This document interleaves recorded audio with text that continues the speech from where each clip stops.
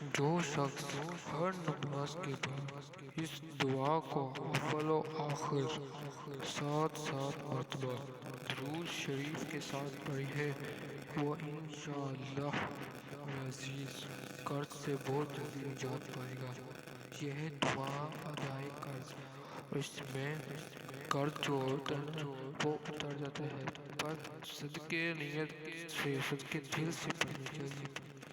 دل میں اطمینان ہو کہ انشاءاللہ اللہ پر بھروسہ ہونا چاہیے کہ انشاءاللہ عزیز بہت جلد و جلد قرض اتر جائے گا۔ اور دعا یہ ہے: بسم اللہ الرحمن الرحیم، اللہم انی اعوذ بک من الحزن و اعوذ بک من العجز والکسل و اعوذ بک من الجبن والبخل و اعوذ بک من غلبۃ الدین و قہر الرجال۔